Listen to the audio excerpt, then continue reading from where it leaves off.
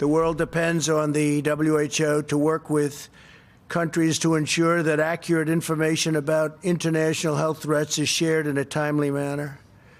And if it's not, to independently tell the world the truth about what is happening. The WHO failed in this basic duty and must be held accountable. You have 15 people, and the 15 within a couple of days is going to be down to close to zero.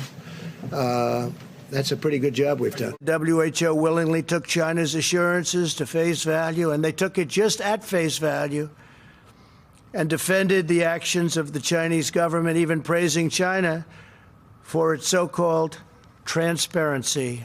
There's just some talk in China that maybe the transparency isn't everything that it's going to be. Do you trust that we're going to know everything we need to know from China? I do. I have a great relationship with President Xi. Our countries are now experiencing, you look all over the world, tremendous death and economic devastation because those tasked with protecting us by being truthful and transparent failed to do so. And we're prepared, and we're doing a great job with it, and it will go away. Just stay calm. It will go away.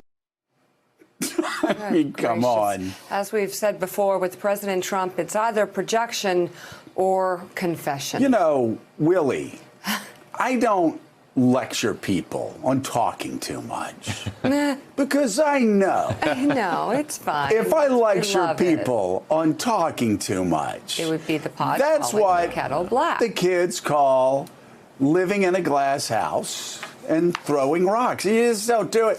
When Donald Trump started this spiel yesterday, it reminded me of what John Heilman said on our show some time ago, that everything Trump says is either confession or projection. Every criticism he had of the WHO, you could find 10 quotes that showed he was just as bad or worse. And on China, I mean, as you showed there with his comments that he had said, yes, I believe in their transparency. I mean, these briefings that we're having every day at the White House are exercises in rewriting history, as if we don't have the tapes that we're showing you every morning and the tweets that we read to you every morning showing the positions the president's had.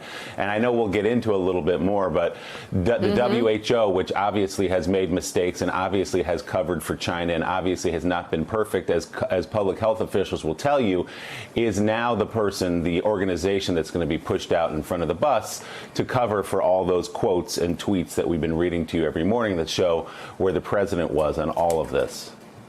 John Heilman's with us. John, confession or projection, baby. And when he started talking about China, all I could think of was that January 24th tweet, where he said he talked to President Xi and China is doing a great job and they're being so transparent. And we, the people of the United States, are so grateful to the people of China for what a great job that President Xi has done and how transparent he's been. Now, this is January 24th. At the same time, all of our scientists and all of our doctors are begging China to tell us more. And this is, of course, this is the exact tweet, Mr. President. I don't know if you remember it. China's been working very hard to contain the coronavirus. The United States greatly appreciates their efforts and, wait for it, wait for it, wait for it, transparency. It will all work out well. In particular, on behalf of the American people, I want to thank President Xi. There is nothing this president has said or written in this horrific lack of leadership that he's shown over the past couple months that actually is more off base than that tweet. And he's attacking the WHO for trust. Oh, wait, can we put that tweet up again, John Heilman? I'd like you to read it for me, if you would. I don't know if you have a screen there, but could you read this for us? And I want to hear it again. Alas, I do not. I do not have okay. I do not have return here, so I cannot read that tweet. China. Sorry about that. I'd love to. I'd love to. Okay, to contain the coronavirus, the United States greatly appreciates their efforts and transparency. It will all work out well. In particular, on behalf of the American people, I want to thank President Xi. I'm going to get back to you, John Heilman, but Reverend Al, do you have return where you are? Is there any chance there's that no return. you could read Yes, that I can read it. that far? And I think what amen. is interesting as we read Amen. it, Joe, is that Yes. it says China has been working very hard to contain coronavirus. The United States greatly appreciates their efforts and transparency. It will all work out well. In particular, on behalf of the American people, I want to thank President Xi.